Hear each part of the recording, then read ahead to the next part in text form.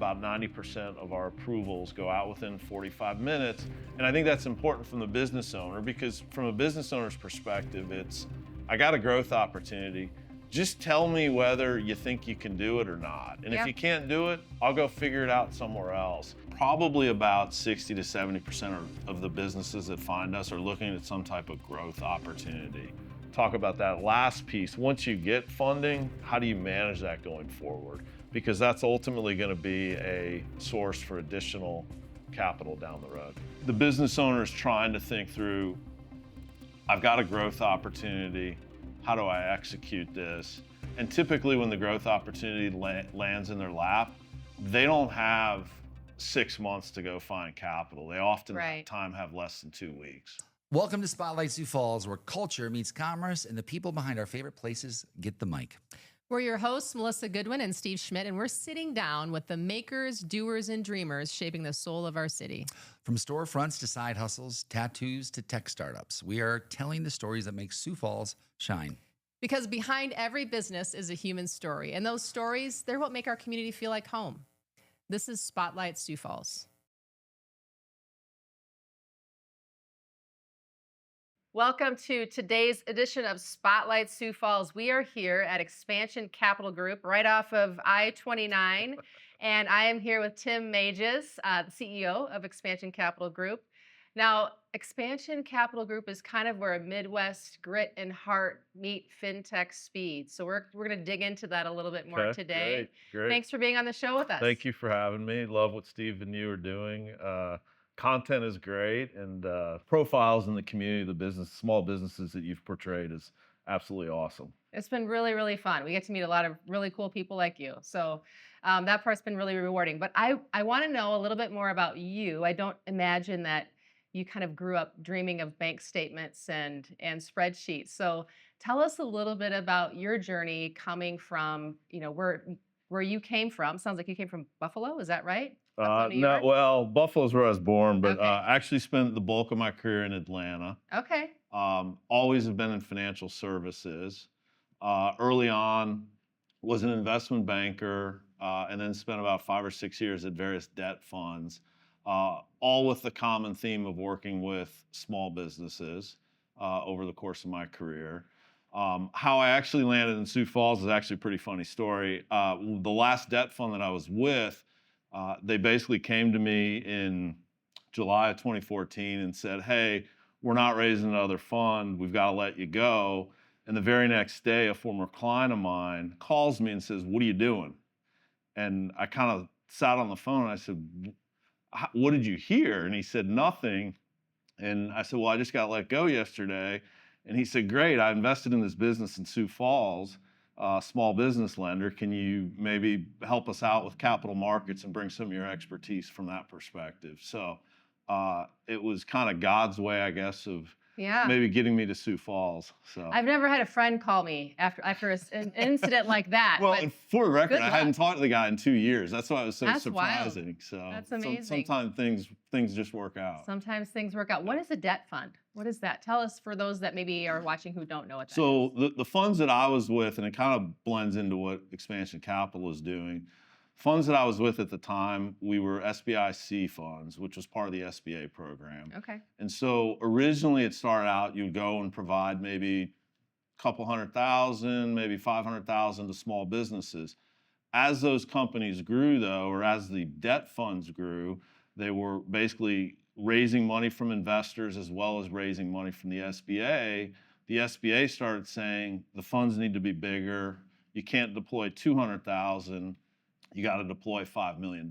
So as you think about it, a lot of the businesses that I would say are small businesses in this country, below $10 million, as that program ramped up, they kind of left small businesses behind.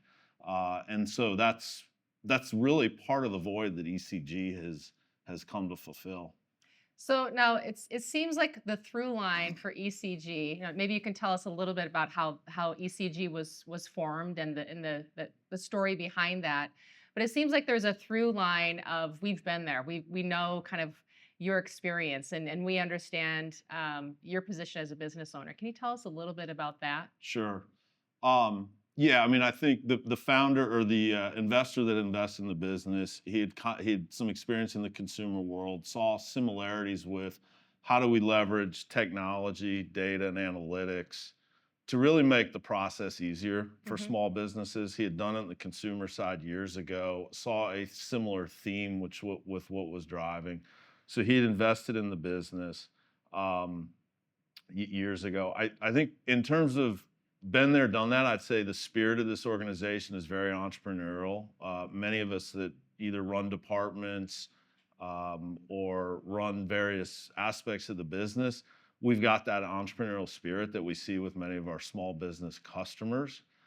In terms of being there, done that, I think anyone that kind of talks about small businesses, you got to go through the trials and tribulations. We certainly went through that in COVID, right? We were kind of at the epicenter Hmm. of what happened with majority of small businesses being shut down in this country. And so, we spent years prior to COVID going through various sensitivities of, okay, let's look at the business, let's think about downsides and manage the ebbs and flows of the business, like so many small business owners in this country do. And we were modeling out 10% reductions, 20% reductions. I don't think anyone really models out, like, I don't know, a global pandemic, Right, And right. so our portfolio ended up going, I think it was down 70% as the economy kind of shut down, which we were at the epicenter of. And so I think, having lived through that, it's just those are the experiences that small business owners in this country, I think a lot of times are going in day out, day in and day out. Maybe not as dramatic as what we experienced, Right. but certainly day in and day out. Nobody plans for that, right? No, there's Correct. really Yeah. no training or business training that you get to how do you survive a global pandemic? By Yep. the way, this might happen, right? So tell us a little bit about the companies that you work with. Who are the kinds of companies that you work with? What size? Where are they at geographically? Can you Sure. talk to us about that? So we provide capital to businesses on a national basis, so all 50 states. Okay. The size of businesses, most of them, when you look at the data, suggest most are under 10 million in revenue. Okay. Most will have anywhere from 2 to 3 employees to maybe 60 or 70 employees. Um, and from an industry perspective, it's across the board. I would say the common theme is it's a lot of service-based businesses where there's very little assets. Hmm. Assets form collateral base that maybe banks can get more comfortable with, or other alternative sources of capital. Most of our funding tends to be cash flow based financing, very asset light businesses. So those are going to be home health businesses, restaurants, construction companies, subcontractors. So it's really across the board, across the country. The general small businesses that you see. So, what would be an example that you see maybe often, or that somebody runs into a crunch, and it sounds like so you provide some alternative funding. Maybe that's not the right word. You let me know to maybe what a traditional bank would offer. It's faster. The approval process is much faster. Maybe it's a company that runs into crunches around payroll, or they need to expand. Can you give us an example Yeah, of maybe sure. paint the picture for us? I mean, I would say there's probably a few scenarios with that, Melissa. I'd say first and foremost, probably about 60 to 70% of the businesses that find us are looking at some type of growth opportunity. Okay. That may be a construction company that has an opportunity to buy materials at a steep discount because of some opportunity they found in the market that then allows them to bid on a job more competitively, Got it. right? Okay. It could be a restaurant owner that has 2 restaurants and they want to open up a third restaurant. It could be, hey, I've got a large customer that is taking longer to pay me. I've got a very short-term need over the next 30 days. They say they're going to pay me in 60 or 90 days. I've got to bridge that. So Mhm. again, that's the last one's a little bit outside the norm, but we still see that. But the common theme is really the business owners trying to think through, I've got a growth opportunity. how do I execute this? And typically when the growth opportunity lands in their lap, they don't have 6 months to go find capital. They often Right. time have less than 2 weeks. Okay, that's good to know because I think that probably a scenario obviously happens a lot.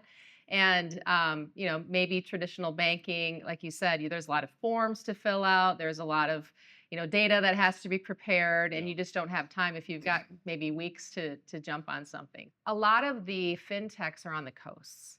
So we see a lot in New York and on the West Coast, and you guys are here in Sioux Yeah. Falls, South Dakota.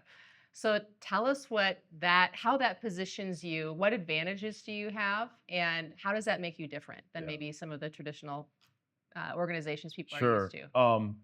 I would say so. South Dakota has had a long stay in financial services, right? It's really carved out a niche for the state from a regulatory perspective. I think Sioux Falls, in particular, as you think about credit cards back in the '80s, where it proliferated in this city and state. I think that's created great opportunities for somebody like ECG in the small business sector. We have a number of folks on staff that came out of the credit card industry. And I think what that lends itself to is a very high degree of customer service. And when you think customer service, you start to think, I'm more interested in the longer term relationship. And again, I'm not saying every organization on the coast are like this, but I think the general theme or the difference is high degree of customer service, much more focused on the long game versus maybe very transactional in nature. And I think the culture, the people, the credit card industry was very much like that. I think that has really been a mainstay of like the success that we've been able to have as a fintech in the Midwest. Yeah, you just don't think of the Midwest as maybe a place where fintechs would thrive, but people here are cooler. We're nicer, right? Definitely. Definitely. If you're gonna call someone on the phone, you want to call somebody from the Midwest. They're probably gonna go the extra mile to take care of you, I Yes, imagine. exactly. Mom's apple pie is what I say. There you go. Or maybe it's grandma's, but What? Yeah. yeah. Either one is Either pretty one, good. yeah. Better than mine. We'll put it that way. So as you think about trust, and fast capital kind of has a bad connotation in some circles. Not necessarily all, but people think fast cash. They're like, "Ugh, I don't know. I don't know if I want to go there." How do you help people overcome that maybe concern about getting fast capital and what that means and the implications of that? How do you help build that trust and keep that trust? Yeah, I think right, financial services and money is always going to be about trust with your customers. I think the benefit that we have in terms of developing that trust is we're a very data driven organization. So we're constantly leveraging data and assessing different situations in terms of what's the growth opportunity, how are they going to use the capital. So I think right, all those discussions in terms of building the trust, I think it's much easier. It's much easier to have those direct conversations with customers when you're as data driven of an organization as we are. There doesn't really need to be emotions in the discussions, right? I think it ultimately becomes very fact based in terms of here's what we're seeing, here's why. And so I think the small business owners, they know generally what's going on with their business. And when Sure. we can point things out that's based on data, not emotions, I think it just lends itself to it enhances your reputation, and I think they respect you more in terms of maybe they don't work with you today, but they'll come back and want to work with you in the future. So we took a little bit of a tour. This is a beautiful building, by the way. Thank It's you. really Thank nice. you. Built right before COVID, and then we all had to go home for like a year, but we at least got to use it. So Yeah, it's really nice. Yeah. So in the tour, you talked a little bit about how quickly you can provide capital, sometimes within a day, which Sure. that sounds crazy to me. Yep. And then you've built some of your own software to be able to provide faster analytics and hopefully a faster response to customers that need a quick response. Tell us how you're able to do that. How are you able to provide an answer and capital that Sure. quickly? Sure. Seems almost So- unreal. Yeah, and so I would say early on, it was much more of a manual process, and I think that was one of the blessings of COVID. It like when you stopped operating for several months, it forced you to really kind of evaluate in the business. And so we decided at that point in time, speed was going to be paramount, at least in terms of decisioning. And what I mean by that is if you're a business owner coming to us, you have kind of two issues, right? It's look, just tell me whether or not you can do something. Like, don't take a week to tell me yes or no. Yep. And so we invested a ton of resources in technology, data, and the analytics side to be able to drive as much of that decision as we could get to as quickly as possible. And so right now, about 90% of our approvals go out within 45 minutes. And I think that's important from the business owner because from a business owner's perspective, it's, I got a growth opportunity. Just tell me whether you think you can do it or not. And if you can't do it, I'll go figure it out somewhere else. And so that's point number one. And then the other piece of it is we leverage so much data on the front end to push out that approval that the second thing that the business owner we've seen really wants is, I want certainty to close. Don't tell me you're going to give me $200,000 and then a week later tell me, no, I can't do it. Right. So because we're so data driven, because we pull in so many attributes to look at, we have, this quick decisioning. We have over 1,000 attributes that we're evaluating. I think we can give the business owner greater clarity. And so our view on that coming out of COVID was, doesn't exist in terms of what we've seen. We've had to build systems, we've had to build processes, and then we've had to form partnerships with various data sources to bring that dream to kind of a reality. So my last question before I hand it over to Steve is, if you were to tell a business owner, make sure you have these things in order to get your best chances of approval, what would those things be? I would say, I think one, you've got to be able to articulate the opportunity and the why. Okay. Why do you need the money? What are you going to do with it? How's it going to impact your business? What's the key drivers here? You've obviously got to have the data sets. That may be, it's definitely bank statements to understand what cash flow is going on in the business. You've got to be able to understand and articulate, here's the debt positions that I have in my business. And then in certain instances for larger deals, you might need to supply tax returns. But outside of that, once we get all of that sent in, the machines and the machine-based learning and the risk models, they do most of the work. Okay. For us. The only other thing I'd say, Melissa, is I think small business owners, they really, when you think about the growth opportunity, I think it's also important to think through, what's my plan B? What's my plan C? Not necessarily on the capital, because once you get the capital, it's great, but we see too often they get the capital and then something happens and then they don't react quick enough and then they can't repay the capital. So I think the other thing I'd really advise business owners is be going through your downside planning, your scenario B, scenario C. We saw that in trucking in 2022. I think 12 to 14% of our portfolio was in trucking, and diesel prices doubled over the course of a couple months. And many business owners in that category, even though they had the capital, they were very slow to react. So again, that's on the application side, but then I think it's also just as important to talk about that last piece. Once you get funding, how do you manage that going forward? Because that's ultimately going to be a source for additional capital down the road. And if a company isn't sure about some of those things, is that something they could call in and just talk with your team about? Like, I'm not sure if I have everything in order. Is this what you need? Or, after I get the money, what happens? Can they call in to Expansion Capital and talk through some of that thing? Yeah, they can either call in and talk it through. They can go ahead and start the application process, at which point our business advisors would reach out to have the discussions. Hey, we need this additional information. So it can be a little bit of a fluid process, but yes, absolutely, either way works. Tim, it's good to see you again. Great to see you, Steve. Yeah, Thanks again. the first time I had the chance to meet you was a sales call, which is really funny because that was a long time ago. And then I was down the street from you in an old business, and I stopped back in and visited with you guys again. I got to sit in this very boardroom. Yep. It was a little different though. I know so much more about your business than we do, and now our job is to make sure everybody in Sioux Falls has a similar sort of understanding of what you do. But it's got to be the people. So you're building people, not a product. You're doing things like Office Olympics, a Unicorn Day, Mhm.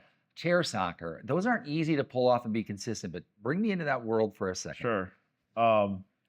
Yeah, I think so first of all, the chair soccer got us in trouble because I think we put a hole in the wall. So that was a little interesting. I think HR was not real happy about that. But no, I think for me, for us as a leadership executive team, I mean, culture is everything. I think there's a saying out there. I think it was Peter Drucker. I might be wrong on that, but culture eats strategy for breakfast. Yep. So to us, culture's everything, right? And so, like the Office Olympics was formed several years ago. It was really on the premise of how do we make things fun, make things energetic, non-work related, but really try to use it as an opportunity to bring people together, to build relationships. Yeah. Because like my view is the better relationships you have with folks in other departments, the more collaborative you're going to be when problem solving needs to come to the table on a real business issue. Mm-hmm. The funny thing on the Office Olympics is, when we first formed that, we formed teams of 3 to Mhm. compete, various, exercises that they would go through. But the teams in the first year, the sales team was all together, the underwriting team was all together, the tech team. And Sales team always won, right? I'd have to go back and look at the stats. I'm sure the data's somewhere because we're obviously a data-driven company. Somebody's got it. I don't know who the actual winner was, but you fast forward this last Mhm. one. We just had the last one last month, and what was great for me to see was the teams were much more cross-functional. We had a team that one person was from sales, one person was from tech, one person might have been from underwriting, right? And so you get greater cross collaboration efforts across that, and you get people that maybe don't work together on a day in and day basis where they build broader relationships with others in the Do organization. you see some of those characteristics come out? Like I'm envisioning this, like the person in data and tech is going to be analyzing how the team's doing. The salesperson is going to be saying the wrong thing to do, and the marketing person is going to be encouraging everybody to be just positive and go ahead. Or do you see everybody kind of like You come out of probably the shell? No, you see some of those dynamics, but I'd say it's largely games. Like I think this year they had putt-putt built in one of the rooms. Oh, and fun. They had pictures of me up, which I think people were trying to hit the ball into to break the picture. But it's a mix.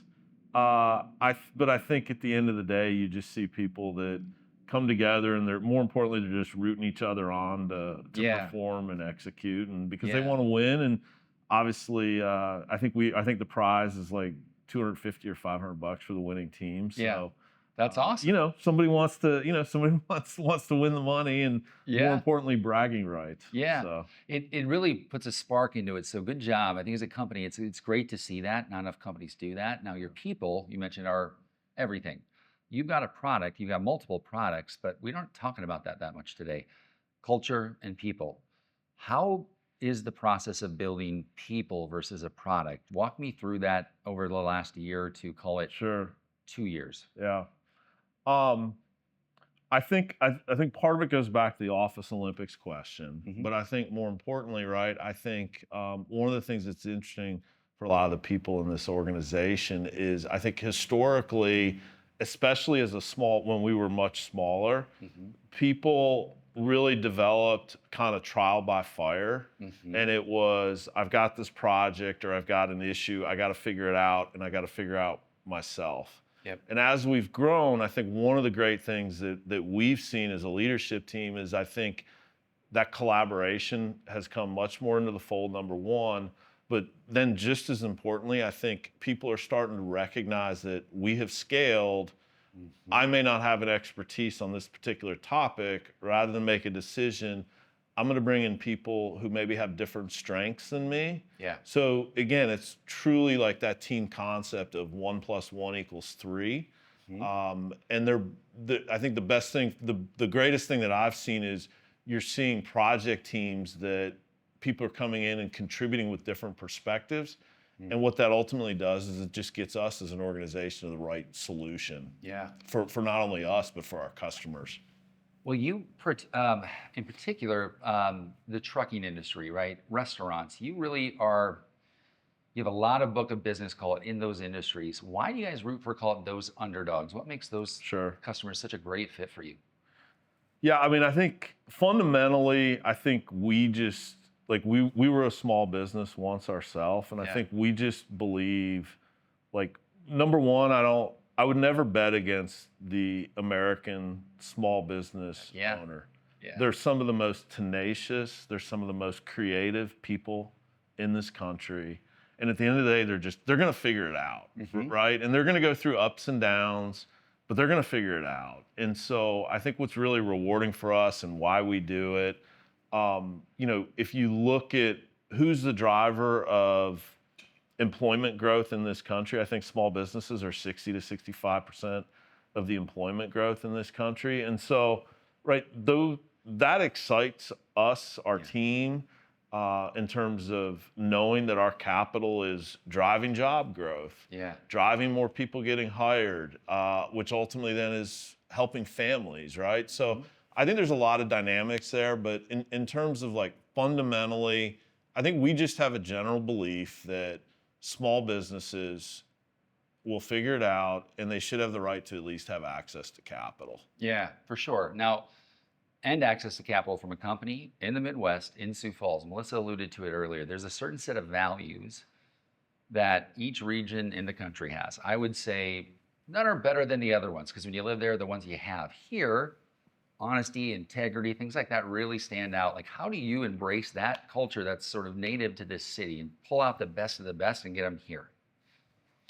Yeah, I mean, look, I think financial services, culture, a lot of it boils down to, the two words we'll use a lot of are trust and transparency. Yeah. We try to be transparent internally. Whether it's metrics, whether it's projects, it's just a transparent, open, honest dialogue. Yeah. Just as importantly, or even more importantly, we try to be transparent with our customers, whether they're referral partners sending us leads or whether they're the actual small business owners themselves. Right. To me, in financial services, trust and transparency, they may not like the answer, but at the end of the day, I think they'll respect the answer and, come back more often than not. Talk about you as a leader real quick. Tough love moments are tough. What are any of those tough love moments that you've had that have turned to trust? Because I think internally as a leader, you've got to carry the staff, right? That involves a lot of tough love. What's a moment that you recall that was pretty pivotal, where all of a sudden that bridged to something very positive, like you mentioned, trust? Yeah. I mean, look, I think it ultimately comes down to what our organization stands for in terms of our approach to market. I think, there's no one instance I'd point to, but I think the common theme across the organization is how do we leverage, when we make mistakes, how do we leverage the data to understand the mistake and post-mortem the mistake and at least discuss it? Again, the data is the data. The data is factual. Yeah. You don't need to bring a lot of emotional Right. aspects into the conversation. I think that's important. Ultimately it just comes down to trust the data, have an open, honest discussion, and then dust yourself off and move forward. And, we've all got the same objective of trying to support Main Street small businesses in this country. Let's figure out the next problem, or let's figure out what the next problem is, and let's go solve it now. Yeah. Heaps of data. You have a lot of data. Too much data, probably. We'll get you some more after this episode, is my hope. I think that data is critical. You're using people's social security number, banking information. If I'm a customer and I go, well, I'm not giving that to somebody I don't know, I don't care who you are. What would you tell them to make them feel as good about it as we did when we walked around and really got a tour of exactly how you do business here? Yeah, I mean, look, proprietary systems that have been built out over the years. Yes, there is a lot of data. Most of the decisionings around that data are automated. If somebody looks at the data, downloads the data, we can tell you exactly who looked at it. We can tell you exactly what time they looked at it. There's obviously Big Brother tracking. Yeah. And then we've got, the cybersecurity platform in terms of protection from external factors that may come in. Right. Again, it comes back to what do we stand for? We stand for trust, and the biggest way to lose trust in any financial services organization is a data breach. And so we've invested a lot of resources in that over the years. You just locked in a $100 million credit facility. That's a big milestone. What do you actually want to do with it specifically? Yeah, that was a transformational transaction for us, for the organization. I would say the partner that we've locked that in with, we're 6-7 months into that. They've been a great partner.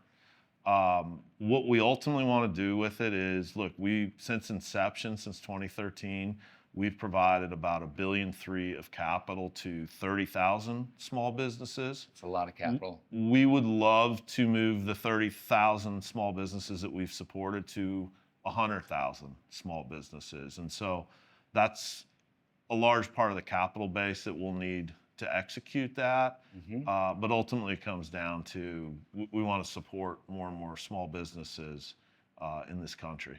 Your growth is probably going to indicate more career positions, right? Even as AI and data analysis becomes easier to do with automation, my guess is there's going to be more jobs in the future to follow that growth path, which we love to hear right here in Sioux Falls. Absolutely. That's awesome. We're going to do, I need to ask you this because all that's great. And the products you offer are great. And the people and the way that you're leading this organization sounds awesome. But if you had to say, where are you specifically headed? You just mentioned that change in sort of how you can serve your customers.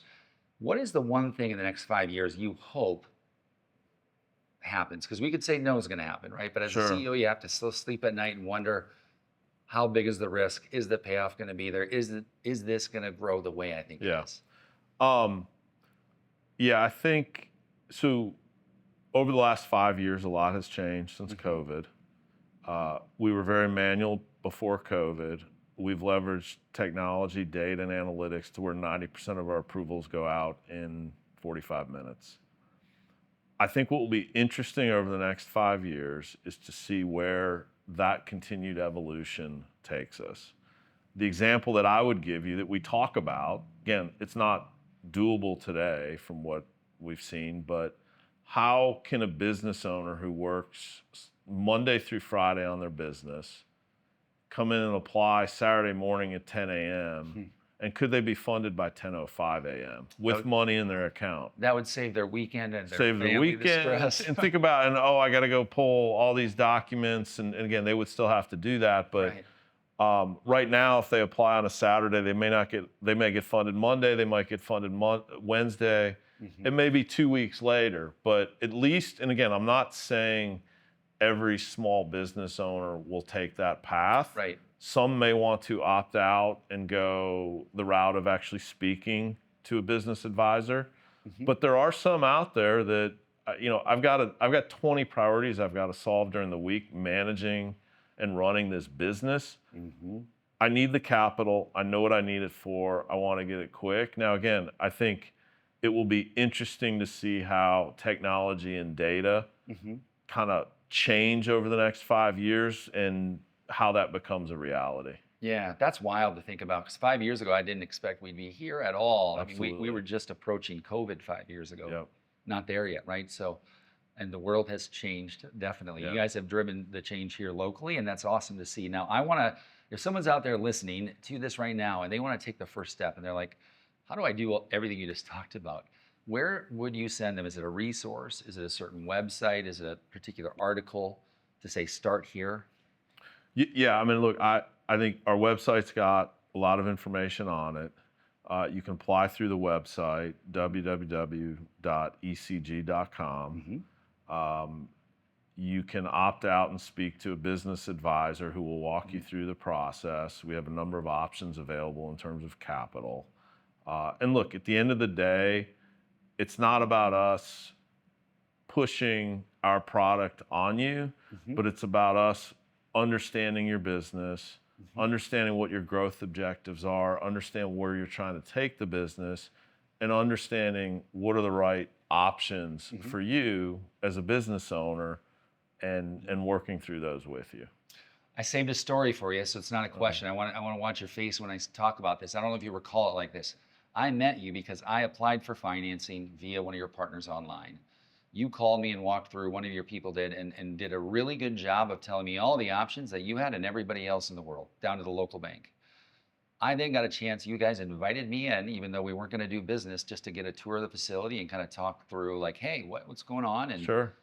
just some general advice. That's really big. And that's where the impression was made with me, in particular with you and the team, down to how I was greeted at the door. And I just think that's the full circle of this moment right now, is going, I've been there. I've interacted with your team, although it didn't end up in a transaction. Everything you're saying is checking the boxes with my experience. So that's awesome. It's good to hear. Trust. Yeah, well, I don't think a lot of other companies are going to do that. That was Yeah. extensive. I don't think I was that much of a coveted customer, but you guys just felt like, hey, this guy needs a little bit of education. He's curious. Let's have him in for a Yeah, half hour. It's absolutely. awesome. So thank you. Now let's leave the audience with something pretty light, because we talk about a lot of things: money, trust, Yeah. security. What's one thing here that's made you genuinely laugh? Like when you recall back to it, and you're like, that was pretty damn funny. Well, I think I have to go with the most recent occurrence. Our COO had put a bet on the table about our collections team hitting a goal. Uh-huh. And there was a huge debate over whether it was hit the goal in April or just hit the goal. Yeah. And it ended on my desk, and my comment was, nobody got this in writing. Like, there's no contract in place. So there was a huge argument and debate over that. The fact of the matter is the team did not hit the goal in April, but they did hit it in May. And the bet was that he was supposed to dance. Our COO was supposed to do a dance. And so long story short, before all hands, he had committed that he was going to go ahead and do the dance, even though he thought it was April. But he fell on the sword, and he said, I'm going to do the dance during all hands. I'll come in late. And we always serve like food before all hands. Yeah. And I was behind line with the manager, and she looked at me, and she was spitting nails. She was like, Tim, a goal's a goal. Like, we hit the goal, like man of his word, blah, blah, blah.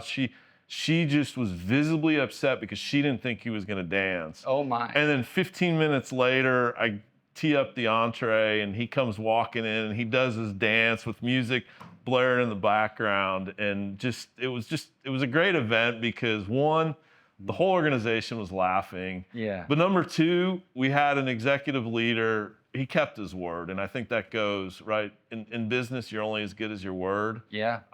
And I think that goes a long way in terms of just supporting the culture and supporting the organization. So it was a great event. Yeah. Well, that's a well-rounded company. You're supporting the community, not only by this show, of course, as a small little, like, hey, we're a part of this community. You're employing a lot of people, and you're funding a lot of businesses to, quite frankly, be really a big part of pushing them forward when other things aren't as certain. So I know that's been pretty darn clear today. So thank you for walking through all this with us. And if you're out there and you heard something you like, you heard from Tim where to go, and ecg.com. Again, said I've been there. You'll enjoy the experience. Apparently, it's like 10 times faster, and I thought it was pretty good back then. So this is Spotlight Sioux Falls. We've thoroughly enjoyed our time with Tim and the team here at Expansion Capital. We hope to be back because this is lit, man. You've got a great facility, a great team, and I can't wait to go take the rest of the tour to go see the really smart people upstairs once we do the thumbprint. There you go. All Well, jokes aside. So thank you so much for having us in today. We'd love to have you back, maybe when we reach 100,000. I like it. businesses. You know So me, I'm going to pick up We'll the get phone there. and start calling There's the people. goal. Thank you guys for listening. This is Spotlight Sioux Falls. Today, we are at Expansion Capital Group. We'll see you next time. Thanks for listening to Spotlight Sioux Falls. These are the stories and the businesses that shape our city. If you heard something today that made you smile, made you think, or maybe reminded you of someone you know in your neighborhood, please share it. That's how we support local. That's how we grow. And if you know a business owner we should feature, or you want to tell your story, reach out. Until next time, we're Steve and Melissa, and this is Spotlight Sioux Falls, where local stories get the stage they deserve.